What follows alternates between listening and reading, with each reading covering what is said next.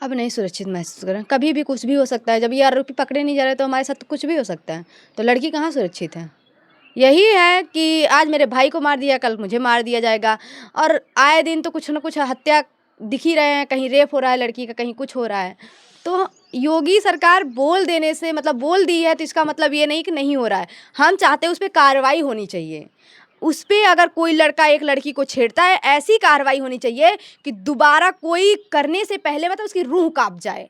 कहाँ से बने हैं? कोई जिला पंचायत सदस्य इतना पैसा लाया कहाँ से? ये सोचने वाली मुद्दे हैं जो सरकार को सोचने चाहिए, हमें नहीं। हम बस चाहते हैं, सरकार से न्याय चाहते हैं और यही चाहते हैं कि उनका घर गिर जाए और इनका एनकाउंटर हो जाए। सरकार जो है महिला सुरक्षा की बात करती है। योगी सरकार कहते हैं कि आप निश्चिंत होकर कहीं घर से आ जा सकते हैं। लेकिन इसी सरकार में लगभग दूसरा टर्म है सरकार का, बीजेपी का। योगी जी दोबारा मुख्यमंत्री हैं। तो ऐसे में आपके साथ से छेड़खानी घटना होती है और फिर उस घटना में जब परिवार के लोग विरोध करते हैं तो उन्हें बुरी तरह से मारा पीटा जाता है, पैर हाथ तोड़ दिया जाता है और अब हत्या भी हो जाती है। किस तरह से देखती हैं, कितना दावे में सच्चाई है योगी जी के? हमको देखिए सर, इसमें कुछ मतलब सच्चाई जो भी है योगी जी कर रहे हैं, अगर हमारे साथ न्याय होता है तब हम जानेंगे कि योगी जी हमारे साथ अगर न्याय उसी टाइम की होती जब मेरे पापा और मेरे भाई को मारे थे तो आज मेरा भाई यहाँ पे होता, मेरे साथ होता। लेकिन उस टाइम तो नहीं किए हैं, बस हम अब चाहते हैं कि अब हमारे साथ करें। और हम ये चाहते हैं कि अगर देखिए लड़की अगर लड़की का साथ देगी तभी महिला सुरक्षित हो सकती हैं। अगर लड़की खुद लड़की के ऊपर लांछन लगाना स्टार्ट करेगी ना, तो दुनिया तो लगाती ही है। तो लड़की जब लगाएगी लड़की के ऊपर तो दुनिया तो लगाएगी ही, सीधी-सी बात है। अगर आप अपनी बहन के साथ किसी के साथ नहीं खड़ी होंगी तो कौन खड़ा होगा? हम चाहते हैं कि अगर चाहे आपका भाई हो, आप अपने भाई से पूछिए कि भाई किसी बहन के साथ ऐसा क्यों किए?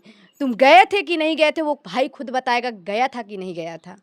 आप इल्ज़ाम पहले लगाने से पहले हम तो कहते हैं पूछ लीजिए, पहले अपने घर पे पूछिए कि नहीं मेरा भाई नहीं किया है। अगर मेरा भाई ऐसा करता तब हमको आप कहती तो बताते हैं मेरा भाई आज तक ना किसी लड़की को छेड़ा है, ना किसी की लड़की के कारण मतलब कुछ भी ऐसा मिल जाए मेरे भाई का तो बताएं वो कि मेरा भाई किसी लड़की को ऐसे छेड़ा है या फिर उनके गांव में जाके किसी लड़की को छेड़ा है।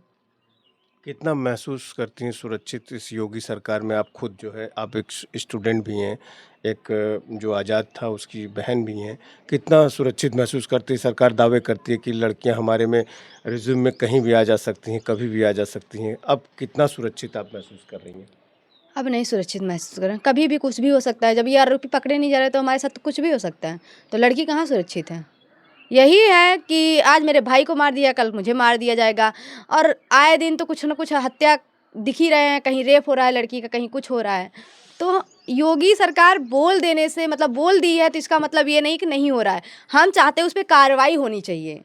उस पे अगर कोई लड़का एक लड़की को छेड़ता है, ऐसी कार्रवाई होनी चाहिए कि दोबारा कोई करने से पहले मतलब उसकी रूह काँप जाए। ऐसी कार्रवाई होनी चाहिए। ऐसी नहीं होनी चाहिए कि बस पकड़ो, 2 झापड़ मारो और उसको छोड़ दो। ये कार्रवाई नहीं होती है। ये कार्रवाई होती है कि उसको इस तरह तड़पाओ कि दोबारा कोई लड़की के साथ ऐसा ना कर पाए। और फिर दोबारा अगर कोई लड़का उससे बोलता है कि नहीं ये लड़की ऐसी है, सीधा कहे वो तुम्हारी बहन है। ऐसा होना चाहिए। आप लोग खुद पीड़ित हैं और पीड़ित को इतना ज़्यादा अपने से एफ़र्ट करना पड़ रहा है न्याय पाने के लिए। क्या ये सही है? बिल्कुल नहीं सही है। जब हम आप पे विश्वास किए थे, तब तक तो आपको हमको न्याय दिलवा देना चाहिए था। अब तक उनका घर गिर जाना चाहिए था, अब तक इनका एनकाउंटर हो जाना चाहिए था। लेकिन आप पे विश्वास करना क्या देखते हैं, अभी 4 दिन और देख लेते हैं। क्या पता कुछ मोड़ ला दे, हमारी सरकार हमारी मदद कर दे। अभी तो हमको थोड़ा आस है, बस वो आस अगर ख़त्म हुआ तो फिर समझ लीजिए सरकार मतलब गरीबों के लिए नहीं है। एक उनके लिए है जो उनके सदस्य हैं, जो थोड़े बड़े हैं, जिनके पास मनी है, उनके लिए है। हम तो ये भी चाहेंगे जिनका हम नाम लिए हैं भोले राजभर और शोले राजभर और अशोक यादव उर्फ डब्लू, थोड़ा वो लोग से पूछ लिया जाए कि इतना पैसा आया कहाँ से, इतनी लग्ज़री घर कैसे बने हैं? हमारे क्यों नहीं बने हैं? हमारे भी बन जाने चाहिए थे। तो उनके कहाँ से बने हैं? कोई जिला पंचायत सदस्य इतना पैसा लाया कहाँ से? ये सोचने वाली मुद्दे हैं जो सरकार को सोचने चाहिए, हमें नहीं। हम बस चाहते हैं सरकार से न्याय चाहते हैं और यही चाहते हैं कि उनका घर गिर जाए और इनका एनकाउंटर हो जाए। अच्छा, आपने वोट दिया होगा। आप कितने साल की हो गई? अभी वैसे कि हम सर बता दें कि अभी तक हमने बस प्रधानी का एक वोट आया था, लेकिन उसको मैंने दिया नहीं क्योंकि मैं थी नहीं, मैं पढ़ने गई थी। तो अभी तक मैंने कोई वोट दिया नहीं है। हो गया है, मेरा टाइम हो गया है, वोट देना चाहिए, लेकिन आपके अभी परिवार ने दिया होगा। हाँ, मेरे परिवार देते हैं। और वो जिनको जैसे कि बीजेपी सरकार है तो बीजेपी सरकार को ही दिया गया था। अब बीजेपी सरकार ही गरीबों के साथ कहती है, गरीबों की मसीहा है, तो हम चाहते हैं कि आज हमारे साथ खड़े रहें और इनको वहाँ पहुँचा दें जहाँ हम चाहते हैं।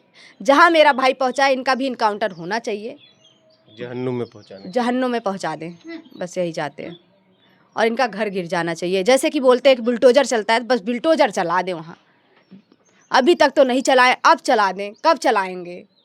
अब तक तो किसी गरीब के घर तो चल जाता है, उनके घर क्यों नहीं चल रहा है? कि मेरा भाई बोला है और ये लोग थे। मेन जर यही हैं, भोले और सोले और अशोक यादव उर्फ डब्लू और प्रदीप बिंद और रवि यादव और अविनाश चौहान। ये जो मेन है, ये पकड़े जाएं और इनका इनकाउंटर हो, हर हाल में हो, और इनका घर गिरे। अच्छा, इसके पहले जब बारात निकल रही थी आपके भाई की, तो जब वो धमकी दे रहे थे तो फ़ोन से या किसी से कहलवा रहे थे? किसी ना किसी से कहलवा रहे थे। फ़ोन से नहीं धमकी दे रहे थे? नहीं, मेरा भाई ऐसा बोल रहा था कि मतलब सुनने में आ रहा है लोग। हम कहे कि देखो कहने का सब कहते हैं, ऐसा कोई कर नहीं सकता है, लेकिन ये लोग कर दिए। अच्छा, आपका भाई भी कहीं न कहीं निर्भीक था वो, और पहले भी जो कि आपके साथ कोई घटना हुई थी 3 साल पहले, उसमें भी उन लोगों को मारने-पीटने में था। तो ऐसा मतलब एक निर्भीकता के कारण भी वो ये कॉन्फिडेंस था कि ऐसा कुछ नहीं होगा, क्या था? सर ये बताइए, किसी की बहन के साथ अगर कोई आधी रात 8, अच्छा ये बताइए, वो जपटापुर के थे तो यहाँ पे आने की क्या ज़रूरत थी? मुझे मार के जाने की क्या ज़रूरत थी? मुझे जब मार के गए, अगर किसी का भाई है, अगर उसके सामने आके कहा जाए कि ये जो है तुम इस गांव में किसी भी लड़की को मार के जाऊँ, छेड़ के जाऊँ, मेरा कोई कुछ उखाड़ नहीं पाएगा, और फिर वो भाई पूछ रहा है कि कल रात में तुमने किसी के साथ कुछ किया है, तो वो खुद कह रहा कि हाँ, तो वो भाई, कोई भी भाई रहे, वो सहन करेगा? वो देख पाएगा कि वो मेरे ही बहन को मार के जा रहा है और मैं कुछ करूँ ना? अगर 2 झापड़ मेरा भाई मार ही दिया तो कोई भी भाई ऐसा सहन कर सकता है? आप ही सोच के बताइए, कोई भी भाई सहन करेगा वहाँ से? तो वही एक घटना जो है आते-आते यहाँ तक पहुँच गई है। हाँ, वही एक घटना आते-आते यहाँ तक पहुँचाए हैं ये लोग। अच्छा, उसका एक आपने सरिया दिखाया था पैर में जो है, कहाँ है वो? ये उसके डेड बॉडी से निकला है? जी, कह तो रहे हैं, दोनों पैर तोड़े थे, एक हाथ तोड़े थे। मेरे पापा का दोनों पैर देखिए, दोनों पैर तोड़े हैं। दोनों में? हाँ, दोनों पैर, दोनों हाथ टूटा है।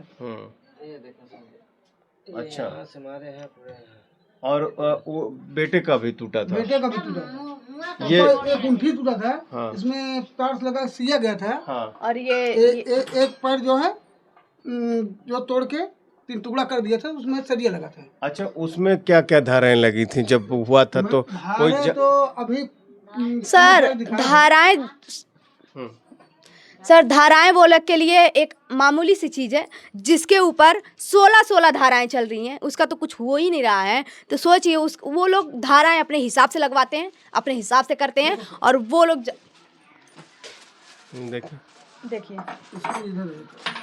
ये है मेरे उसके पैर से निकला है। हाँ, ये मेरे भाई के पैर से निकला है। डेड बॉडी जलने के बाद। हाँ, ये उसी घटना में तोड़ा गया है? जी, पैर टूटा था उसका? हाँ, उसी घटना में ये लगा हुआ है।